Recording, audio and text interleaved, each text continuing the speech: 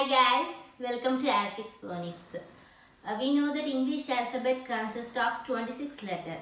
Out of this 26, 5 are vowels and the remains are consonants. In this video, I am going to teach you the phonic sounds of all the alphabets. Let's go. A, A for apple, A. E for elephant, A. E.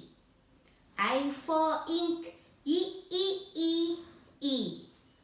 O. O for orange, A.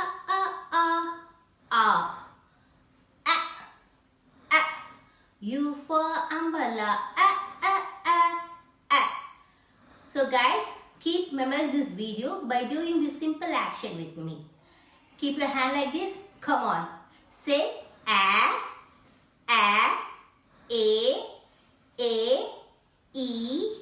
E, O, A.